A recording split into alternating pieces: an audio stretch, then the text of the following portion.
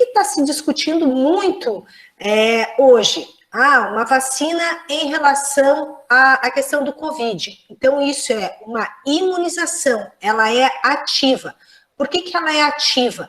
Porque o nosso organismo é que vai criar essa resposta imune. Então, nós vamos entrar em contato com esse agressor, que no caso é o vírus, esse corpo estranho, e o nosso organismo precisa desencadear uma resposta imune. Então, vamos conversar sobre cada item para vocês irem sedimentando. Pode passar o próximo, Vini, por favor. Então, vejam, uma pergunta básica. Por que vacinar? Por que não vacinar? Então, por que é que eu vacino tanto uma pessoa como um animal? Eu vacino para que o organismo crie memória. Professora, como assim que o organismo vai criar memória? Sim, o organismo precisa lembrar aspectos daquele agressor. Não é um agressor? Nós temos vacina contra vírus, contra bactérias. Então, o nosso organismo precisa ter uma memória em relação a determinadas estruturas desse agressor. Quem que nos dá essa memória? Vejam, o nosso organismo tem um número muito grande de células. Mas quando eu falo de resposta imune, eu estou buscando duas célulazinhas. Uma célula chamada linfócito T, linfócito B. E olhem que legal. Então, se você tomou a vacina lá quando você tinha 6 anos, professora, por que eu tenho ainda memória imunológica? Porque você tem células T e B ativadas. Elas dão essa capacidade. Quando nós fazemos exame de sangue, que aparece no exame neutrófilos, os neutrófilos são importantes para uma resposta imune, mas eles não vão dar memória nem resposta imune específica. Então, quando eu vacino, eu quero memória. E um outro ponto, a resposta, essa memória, ela tem que ser específica. Então, vejam, se vocês tomaram vacina para hepatite, a sua resposta, a sua memória é em relação ao vírus de hepatite, ela precisa ser específica. Professor, eu tomei vacina para tétano, contra tétano. Você tem memória e uma resposta imune específica para essa toxina que a bactéria do tétano libera. Então, eu preciso ter memória e resposta imune específica. É por isso que nós tomamos vacina. Isso é o princípio básico de um processo de vacinação. Então, aproveitando o gancho, desenvolvendo vacinas, por que a vacina do laboratório A está funcionando, a do B não está funcionando? Parecia que esse laboratório já ia liberar uma vacina para a Covid. Então, se nos testes não gerar memória, se não gerar essa resposta imune específica e uma memória por um bom período de tempo, a vacina não funciona. Então, nós tomamos vacina por quê? Porque eu quero ter memória e resposta imune específica.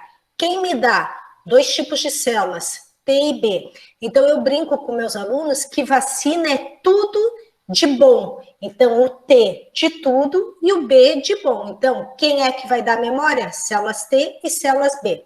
Pode passar aí, Vini, por favor. Então, vejam, quando eu discuto a fabricação de uma vacina, a primeira coisa, a vacina tem que ser segura. A vacina não pode ter um efeito colateral que leve esse meu paciente, esse indivíduo que está recebendo a vacina, a ficar acamado. Então, ela tem que ser segura. O que quer dizer imunogenicidade, que eles ficam discutindo? A vacina tem que ser imunogênica. O que quer dizer isso? O organismo, aquelas células de defesa, elas precisam reconhecer essas estruturas presentes naquela bactéria, presentes naquele vírus, presente naquele protozoário. Então, são essas características que vão gerar o quê? Uma resposta imune. Então, para que gere uma resposta imune, ele tem que ser imunogênico. Vejam, o organismo precisa reconhecer o que é próprio e o que não é próprio. Professor, o meu neutrófilo. O teu neutrófilo é próprio.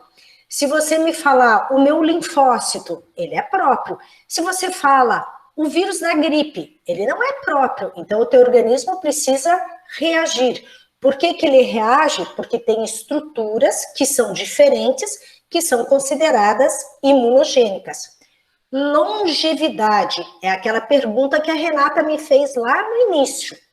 Quanto maior for a longevidade, então eu tomei a vacina na minha primeira infância e não precisei tomar nunca mais. Excelente vacina. Todas as vacinas se enquadram aqui? Não, nem todas. Mas isso não quer dizer que a vacina não seja boa. É uma vacina que ao longo do tempo nós precisamos trabalhar, melhorar características da vacina para que ela tenha uma característica, que ela tenha longevidade. E a vacina precisa ser o quê? Acessível. Vamos falar, não adianta desenvolver uma vacina, vamos usar o Covid, uma vacina maravilhosa na Inglaterra, mas uma vacina em que cada dose vai custar em euros, 20 euros. Aí nós temos um problema. Professor, é uma dificuldade imunológica? Não, nós temos uma questão financeira. Então, se eu desenvolvo uma vacina, eu não posso pensar apenas para a população inglesa ou população americana. Eu preciso pensar que essa vacina vai ser usada mundialmente, que a população tenha condições de ter acesso a essa vacina. Então, esses pontos são pontos básicos e são pontos que estão sendo vistos no desenvolvimento, por exemplo, de uma vacina para a Covid, que vocês estão ouvindo aí as discussões. Vini, passa o próximo. Então, imune. O que quer dizer imune? Imune quer dizer livre de, né? Então, se eu tomo a vacina contra a hepatite B, eu estou imune, ou seja, eu tenho defesa. Quem que me dá a defesa? As células que me dão memória e me dão resposta imune específica, então células T e B. Por que a população hoje vive mais?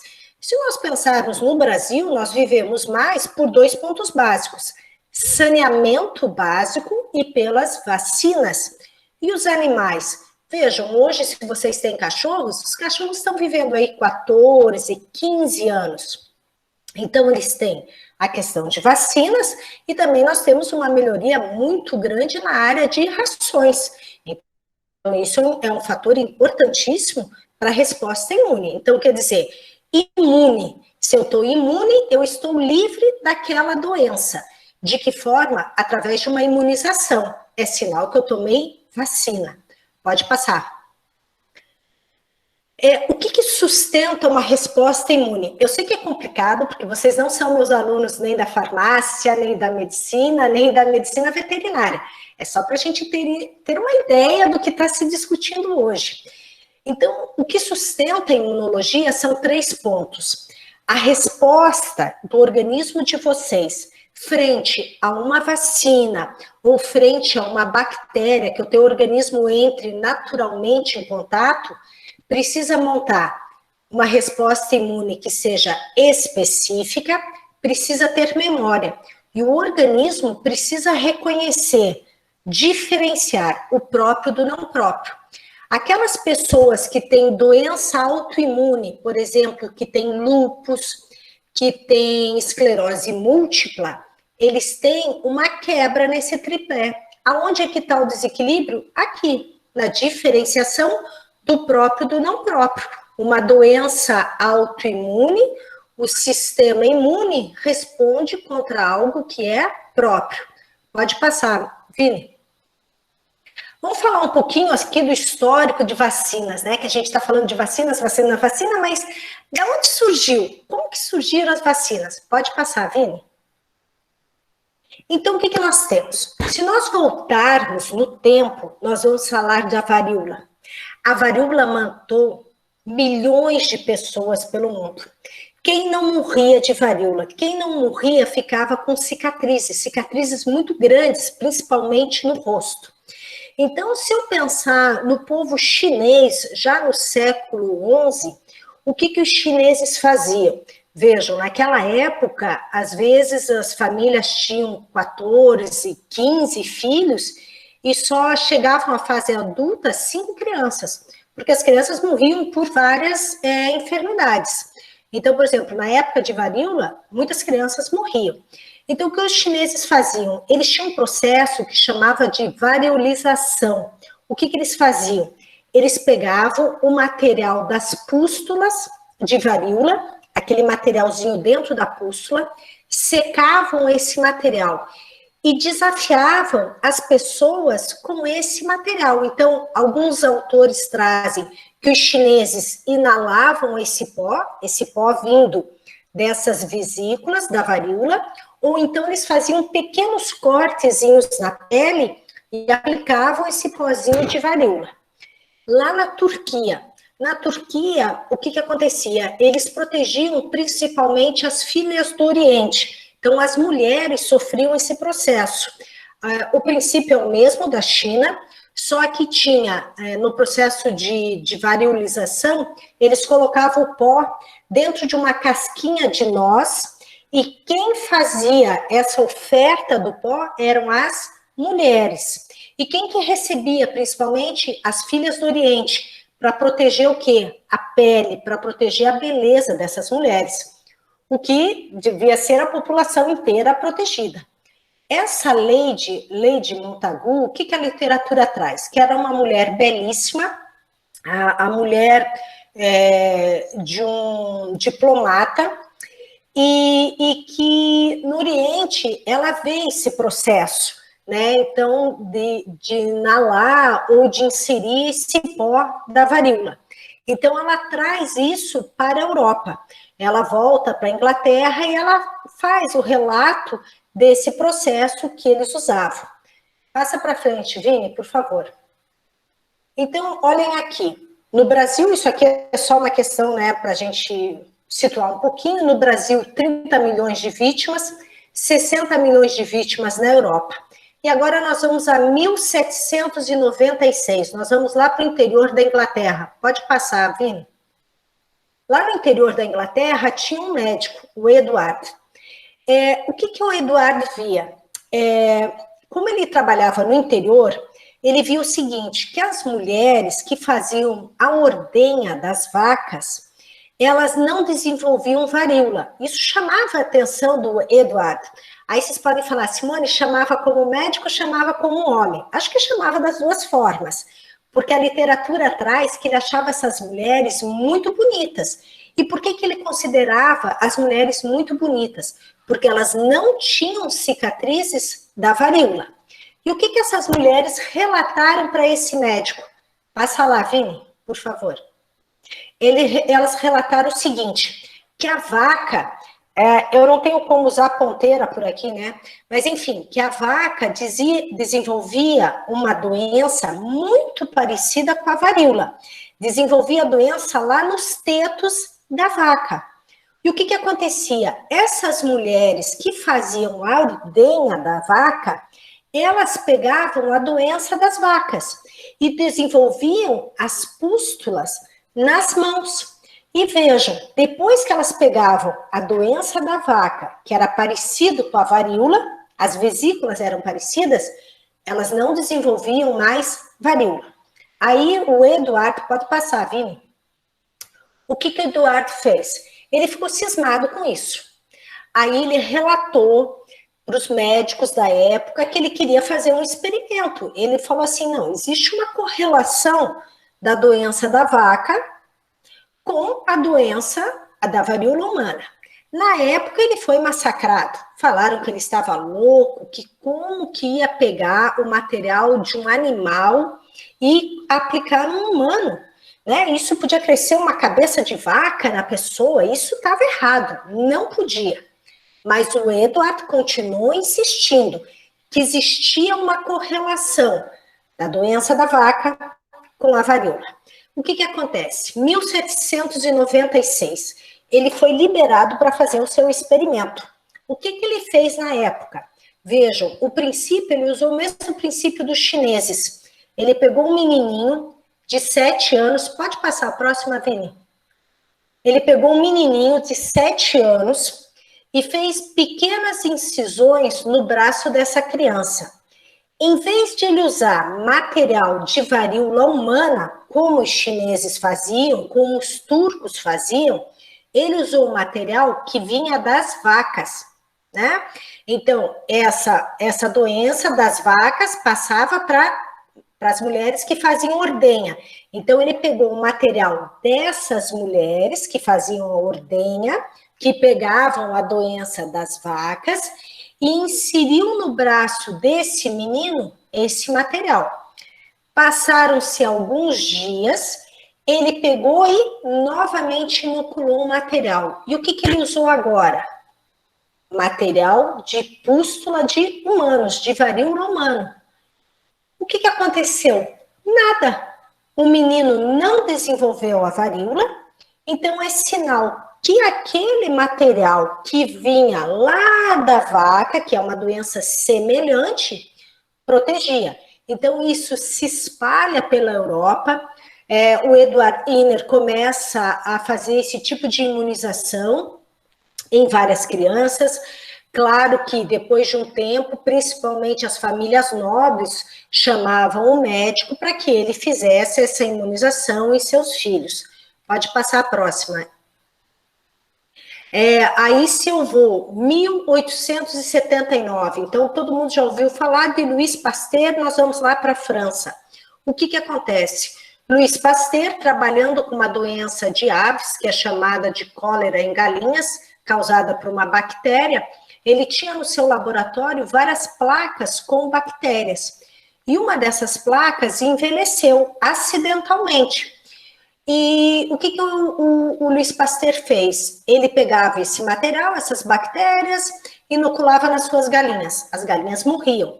Só que, para surpresa dele, quando ele inoculou esse material dessa placa que tinha envelhecido, as galinhas não morreram.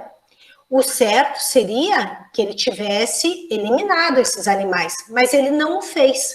Então, ele voltou a aplicar nessas galinhas que não tinham morrido uma colônia fresca dessas bactérias. Para o espanto deles, as galinhas não morreram. Então, o que ele viu? Ele conseguiu identificar lá atrás o processo do Edward Jenner, e ele chama esse processo de vacinos, que vem do latim, que quer dizer vacas. Vaca. Então, nós temos o termo que nós usamos até hoje, que é vacinação. Alguém tem alguma dúvida aqui do histórico? Se os meus alunos não têm dúvida, a professora vai passar a lição. Chora, Simone, eu tenho uma. Vai. Não tem apego. Assim, era colônia velha e tal. Já era de uma colônia do material das vacas, não? É isso que eu fiquei em dúvida. Não. O Pasteur estudava essa pasteurella. Isso aqui nós estamos falando de bactéria. E o Eduardo trabalhava com vírus. São coisas distintas. Entendeu? Então, o que aconteceu? Como a bactéria envelheceu, ao longo do tempo, ela perdeu suas características patogênicas. Quando eu falo que algo é patogênico, é porque ele é capaz de causar doença. Então, o princípio de uma vacina, ela é imunogênica. Ela vai gerar aquelas células T e B de memória, mas ela não pode ser patogênica. Então, nesse caso do Pasteur, ao longo do tempo, como a colônia enfraqueceu, a colônia foi enfraquecendo, as bactérias foram enfraquecendo. Então, elas foram perdendo a sua capacidade patogênica, mas mantiveram a capacidade imunogênica. Então, veja, quando ele usou a colônia velha nas galinhas, elas não morreram, mas elas tinham células T e B de memória. Numa segunda tentativa, quando ele usou a colônia fresca, por que elas não morreram? Porque elas tinham resposta específica, elas tinham memória, elas reconheceram e simplesmente não tiveram a doença. Aí, assim, quando a gente fala de ciência, a gente tem que ver o seguinte, que existe muito essa questão de sorte, do momento, né? porque isso foi um achado. A questão de ter envelhecido foi acidental, mas existe o gênio por trás. E isso Luiz Pasteur era. Então, quer dizer, ele tinha essa inteligência. Ele fez a correlação com o trabalho do Eduard Wiener. Se ele não tivesse essa capacidade, talvez ele não tivesse observado e isso tinha passado. Mas Sim. não, ele fez a correlação. Tá bom? Tá ótimo, obrigada. Nada. Vini, vamos ao próximo? Então, vamos voltar. Então, o que eu falei? Existe imunização ativa, imunização passiva. O que é imunização ativa? Quando eu falo de vacina, é imunização ativa, natural ou artificial? Artificial, porque o teu filho tomou vacina para tétano de uma forma artificial, ele não entrou em contato com a bactéria. Se o seu filho tomou vacina para hepatite, foi de uma forma ativa, artificial, de uma forma natural. De uma forma natural de montar uma resposta imune, se você tem, por exemplo, hepatite, naturalmente, sem receber vacina. Aí você me pergunta, mas Simone, por que é então que a gente não deixa simplesmente a população sofrer uma imunização ativa natural? Porque dependendo do agressor, eu tenho a população morrendo. Então eu preciso de vacina. É o que nós estamos vivendo hoje. Então o que é uma imunização de rebanho natural? Seria ter várias pessoas que desenvolvem a doença. Algumas vão resistir e outras não. Então, eu preciso de imunização natural ou artificial? Artificial. Imunização passiva. Imunização passiva é quando eu recebo essa vacina de uma forma passiva, como se fosse um presente. Então, o que acontece nas pessoas, em humanos, esses anticorpos, esses soldados, esses guerreiros, né, vão passar de uma forma natural, através da placenta, através do colostro e através do leite. Professor, eu fui picado por uma cobra e fui levada ao hospital e sofri, eu tomei soro. Sim, você tomou soro, só que o soro que você recebeu não é aquele sorinho fisiológico, igual quando a gente está vomitando ou tem diarreia. Você recebeu um soro que tinha ali um preparado de anticorpos, semelhante ao que recebe uma criança através do colostro do leite, que é uma imunização passiva. Vamos explicar um pouquinho mais. Vini, passa o próximo. Então, quando eu falo de imunização passiva, então, de uma forma natural, em humanos, vai passar anticorpo via placenta. Esse soldadinho da mãe vai passar para o filhinho. Através do quê? Da placenta. Querem ver um segredo para vocês guardarem qual é a classe de imunoglobulina que passa? É G. Se vocês forem levar a filha ao médico e ela estiver grávida, gravidez começa com G. A única imunoglobulina que vai passar via placenta vai ser a G. Professor, o que passa? Passa o soldado da mãe. Por que ela tem esse soldado? Porque a mãe que está grávida recebeu vacinas lá atrás. Então, esses soldadinhos que são chamados IgG, que a mãe tem, vão passar via placenta para proteger aquela criança. Vai proteger para o resto da vida? Não, não vai ser para o resto da vida, mas vai ser para os primeiros dias de vida. Então, a criança está sofrendo uma imunização passiva. Passa o próximo, Vini. Ou essa imunização também passiva natural, ela pode ser através do colostro e através do leite. Então, através do colostro e do leite, a mãe vai passar 3 classes de imunoglobulina: IgA, IgG e IgM. Simone, por que ela passa? Vejam, se essa mãe tomou todas as vacinas na infância, na adolescência, essa mãe tem todos esses soldadinhos, soldados chamados IgA, IgM, IgG. Então, ela passa para o seu filhote, através do colostro, através do leite. Simone, é só em humanos? Não. Uma vaca vai passar IgG, IgM, IgA. O que tem de diferente no leite da vaca e no leite humano? Nós temos diferença no teor de gordura. Se eu pensar de uma baleia é um mamífero, ela amamenta. Então, no leite de uma baleia, por exemplo, uma baleia azul, que ela vai nadar muitos quilômetros e às vezes em águas muito frias, ela tem que ter um alto teor de gordura para que esse filhote esteja forte. E ela está passando também anticorpos? Sim. Professora, então ela passou IgG, igual as mulheres? Não. Em algumas espécies, dependendo do tipo de placenta, a IgG consegue passar. Então, se você tem vacas, para o pessoal aí de Palotina, quando você olhar a tua vaquinha lá no pasto, não vai me dizer que ela está passando IgG via placenta, porque não passa. Por que não passa? Pelo tipo de placenta. Agora, se a tua filha ou a tua nora está lá com a barriguinha, você pega e tira uma onda, fala assim, tá passando IgG via placenta. A resposta está corretíssima. Pode passar o próximo.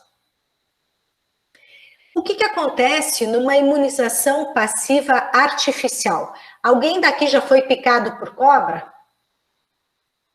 Ou já teve um corte, daí tinha risco de tétano e precisou de soro? Mas já viram alguém que já souberam de alguém que tomou vacina contra uma picada de cobra? Tá, mas eu vou explicar de qualquer forma. Então, o que acontece? Quando eu preciso preparar soro, por que o Instituto Butantan usa os cavalos? Porque os cavalos são animais de grande porte. Então, um cavalo adulto, ele vai ter aproximadamente 400 quilos. Então, o que a gente vem fazendo com esse animal? Nós vamos aplicando pequenas doses daquele veneno da cobra. Simone, por que não aplica uma dose grande? Porque se eu aplicar uma dose grande, eu posso matar o animal. Então, eu vou colocando pequenas doses, vou aplicando pequenas doses. O que vai acontecendo no organismo dele? Vai gerando aquelas células que eu falei lá, células T e B de memória, em relação àquele veneno. Como o cavalo é um animal de grande porte, ele tem 400 quilos aproximadamente, eu posso retirar desse animal 12 litros de sangue. Então, eu vou tirar 12 litros de sangue, porque eu quero trabalhar com o soro.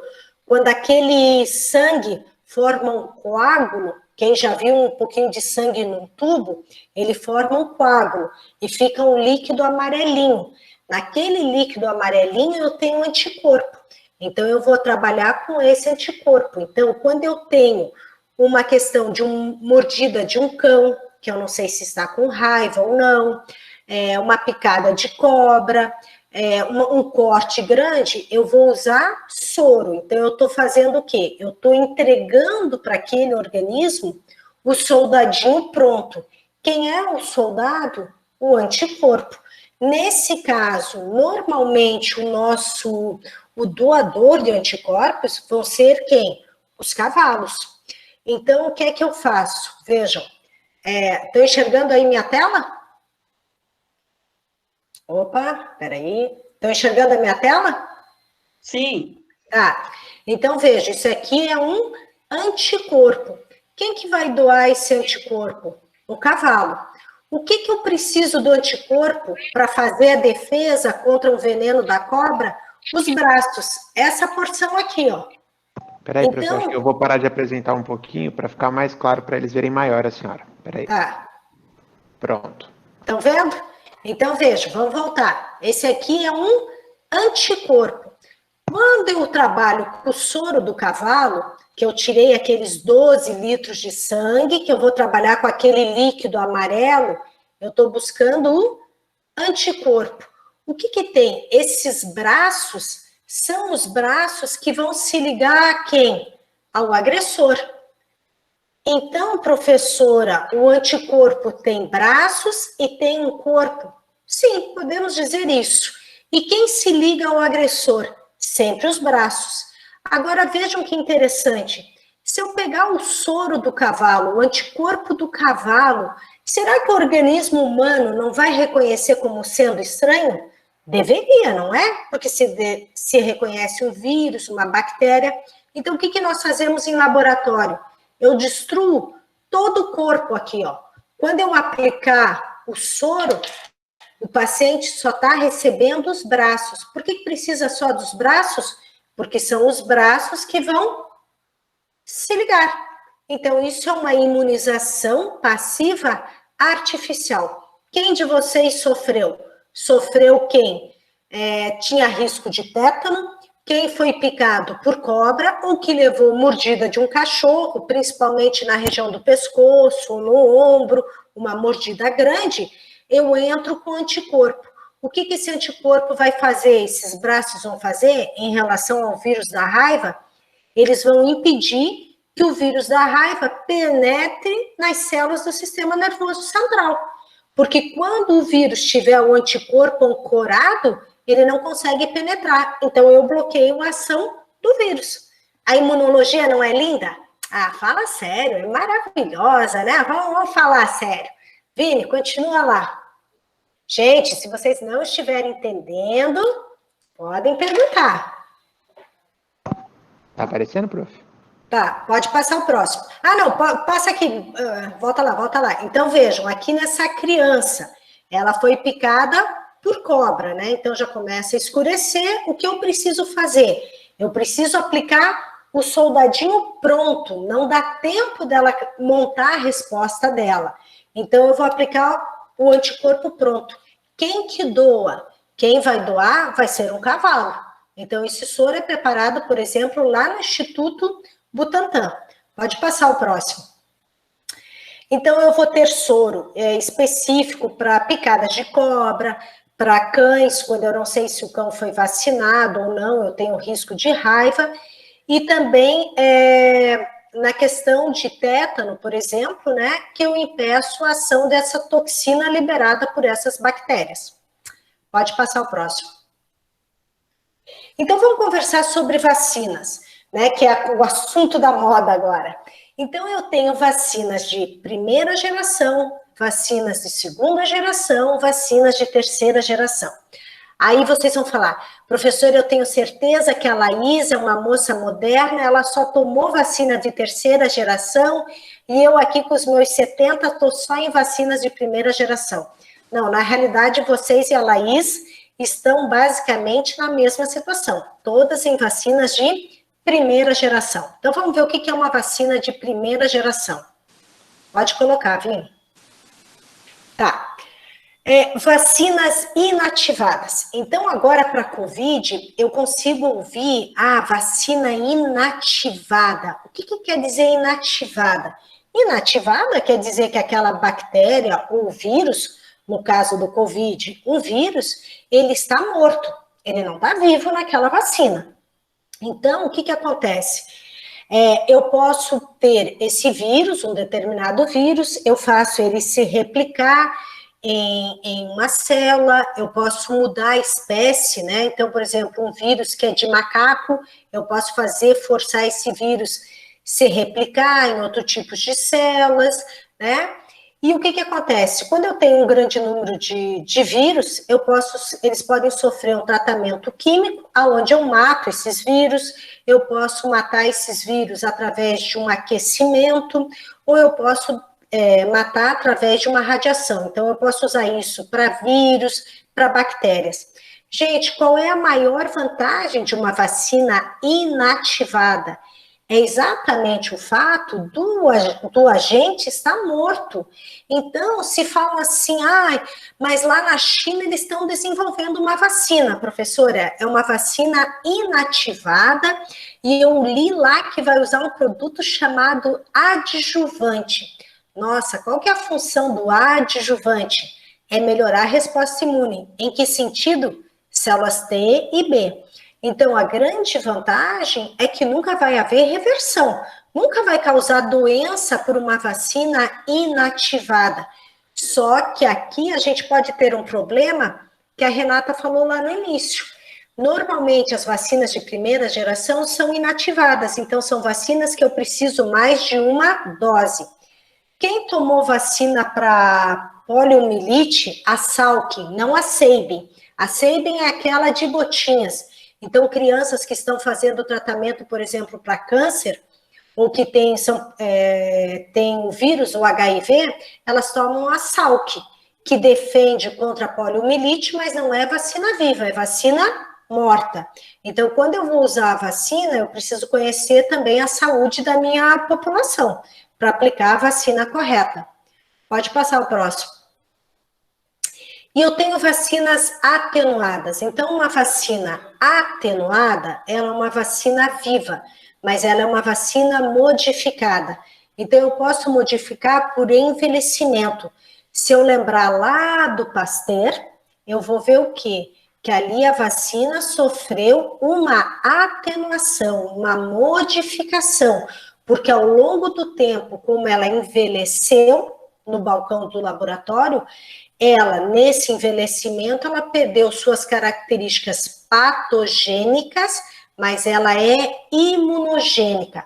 O crescimento é muito importante, porque ó, aqui sim eu posso pegar uma vírus, que o vírus ele só permanece vivo se ele usar o maquinário de uma célula. Eu pego o vírus, por exemplo, de um macaco e forço com que esse vírus sobreviva na célula de uma ave. Ao longo do tempo, ele vai se modificando. E que modificação que eu quero? Eu quero que ele perca as suas características patogênicas, mas mantenham suas características imunogênicas. Vejam aqui, crianças, o maior risco desses dois procedimentos iniciais é de reversão. O que quer dizer reversão?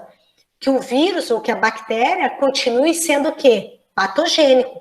Por isso que quando a secretaria do seu município compra uma vacina, o laboratório tem que ser um laboratório de excelência, porque essas duas características precisam estar o quê? Muito controladas. E o que é uma vacina por engenharia genética? Então, numa vacina de engenharia genética, Vini, tira para mim a imagem daí para eu conversar aqui com eles, para eu mostrar. Estão vendo a minha caneta? Conseguem enxergar a minha caneta? Então, vejam. Sim. Esse vírus aqui, a gente vai chamar de vírus da caneta laranja. Para que a Simone desenvolva a doença, eu tenho que ser receptível à caneta e susceptível. Então, se a caneta laranja causa uma doença a todos nós pertencemos à mesma espécie. É sinal que nós somos receptíveis e susceptíveis. Essa caneta causa uma doença só num suíno. A espécie humana pode ser receptível à caneta branca, mas não é susceptível. É sinal que o vírus fica vivo no humano, mas o humano não desenvolve a doença. Então, para desenvolver a doença, eu preciso ser receptível e susceptível. Só você, Simone? Não. Todos nós. O que é uma vacina, então, modificada por engenharia genética? Eu vou estudar a estrutura dessa caneta. Estudei. O que causa, o que estimula as células T e B? Apenas a tampa. Aí eu pego e trabalho apenas com essa estrutura molecular, com esse material genético. Então, vejam, eu não tenho mais a caneta inteira. Não tem risco de reversão, eu só tenho a tampa da caneta. Aí eu vou escolher uma outra caneta que os humanos são receptíveis, mas não são susceptíveis. Isso aqui não causa doença. E eu vou fazer uma modificação. Na minha caneta vermelha, eu vou inserir a tampa laranja. Quando eu inserir esse componente no organismo, o nosso organismo vai desencadear uma resposta para essa tampinha aqui. E aí eu tenho uma vacina por engenharia genética. Não tem laboratório tentando vacina para a Covid por engenharia genética? É isso. É esse procedimento aqui. Mas depois a gente volta a conversar. Pode voltar lá na tela, Vini, por favor.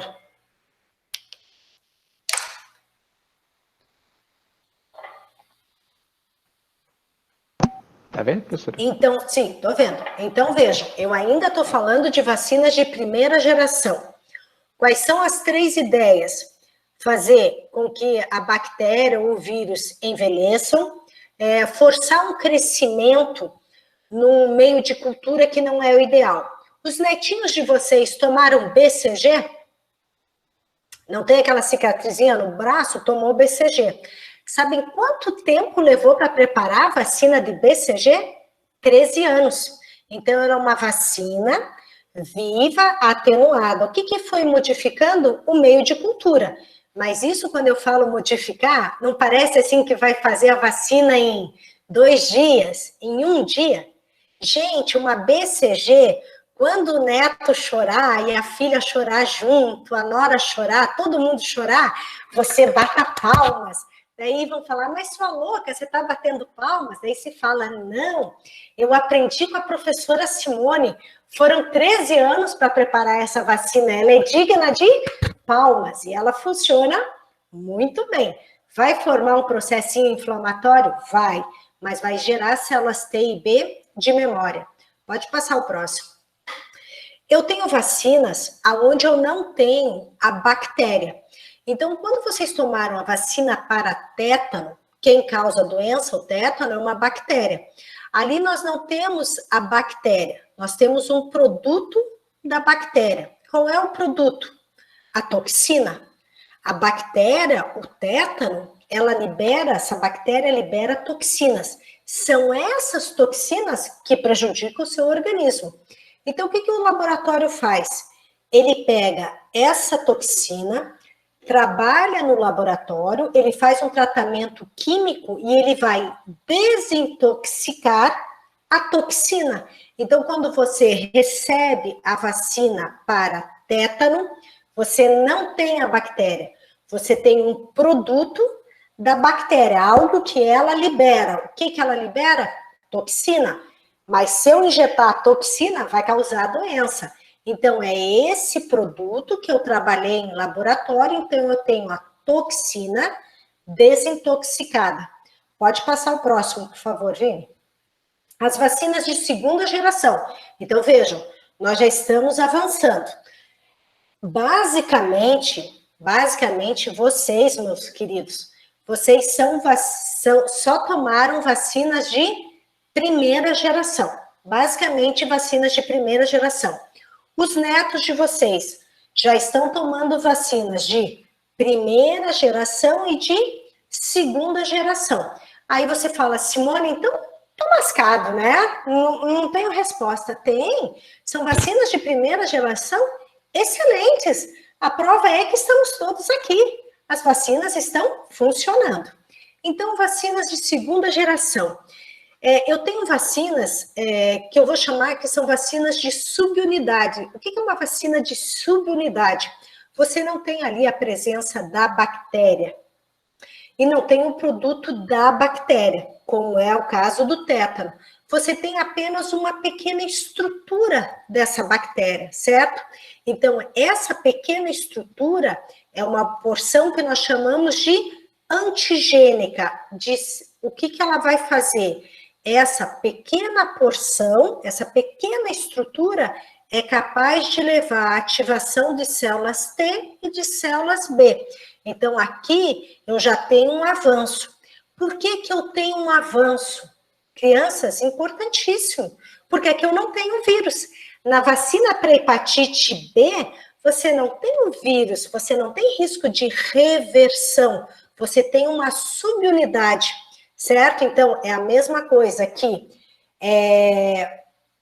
você pegar a professora Simone, que hoje tem um colar colorido, eu tirar o colar. Então, a vacina é feita apenas com um colar, que é uma subunidade.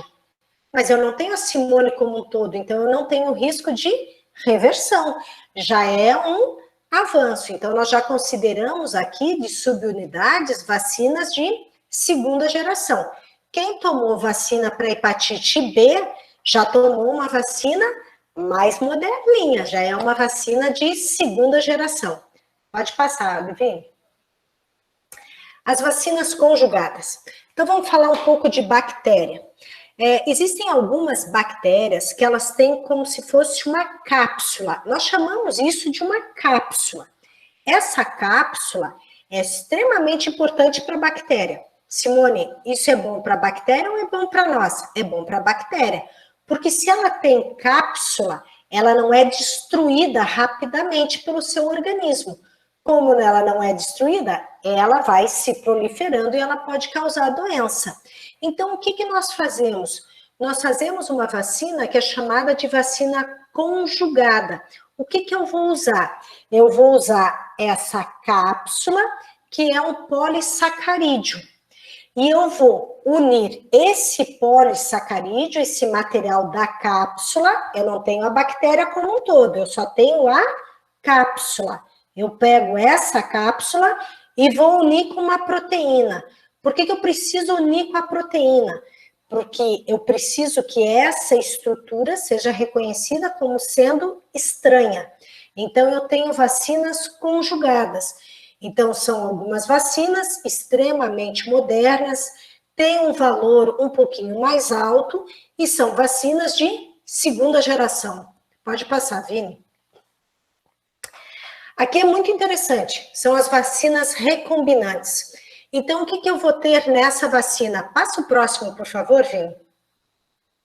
É exatamente aquilo que eu mostrei com a caneta. Vejam, eu tenho que pegar... O que eu preciso para desenvolver uma vacina? Eu preciso de alguém da área de microbiologia. Por que alguém da área de microbiologia?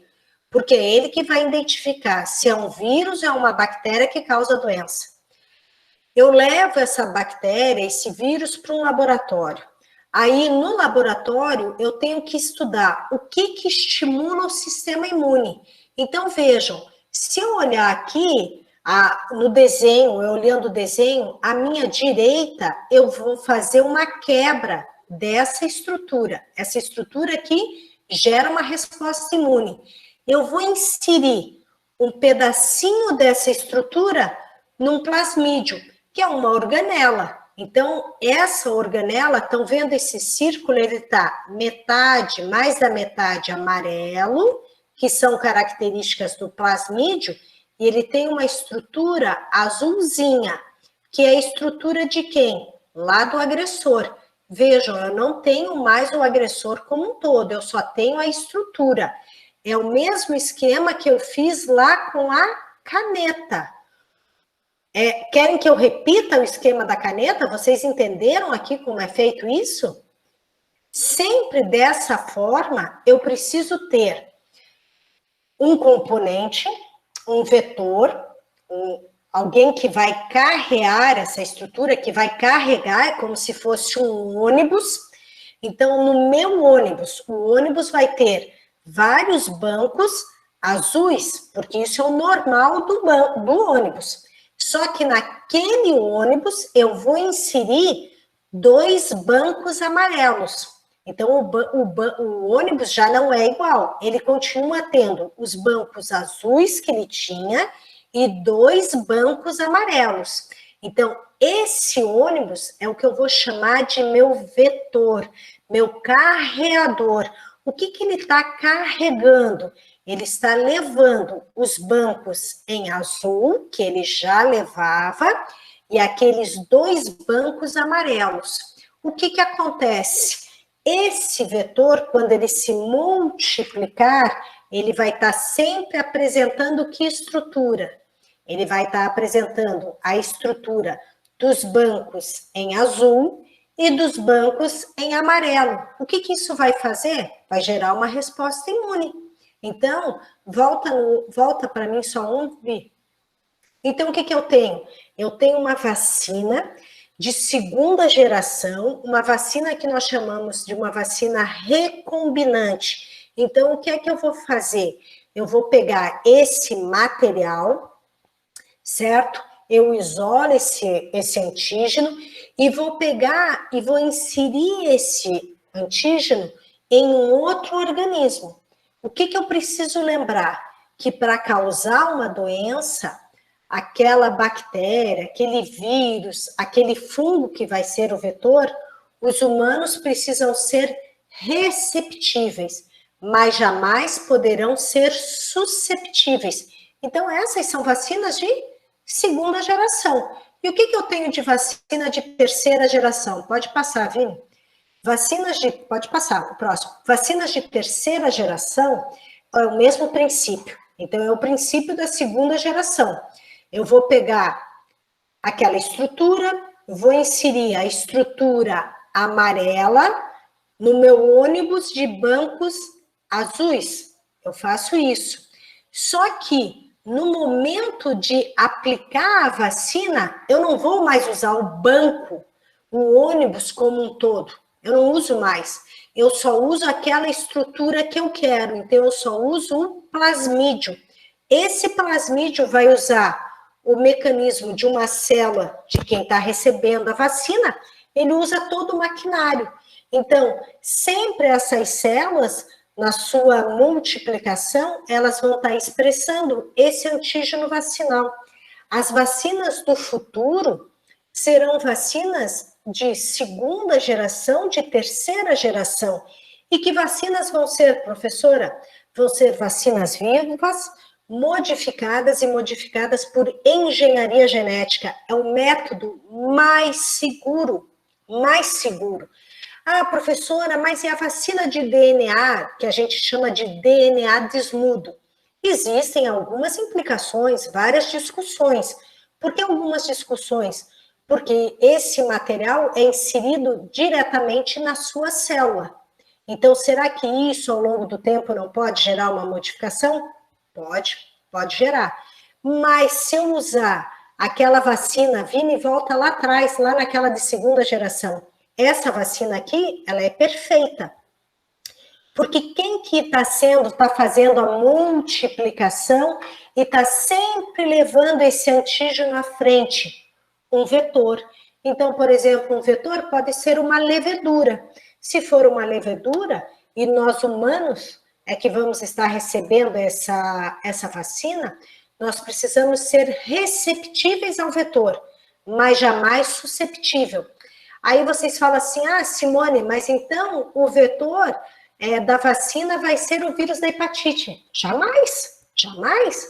Por quê? Porque nós humanos somos receptíveis e susceptíveis. Então, eu preciso ver, por exemplo, um fungo que nós humanos seremos o quê? Receptíveis, mas jamais susceptíveis. O vetor, nós não podemos sofrer a doença gerada pelo vetor. Pode passar, Vini. Isso. Vamos encerrar aqui, agora a gente começa a trocar umas ideias.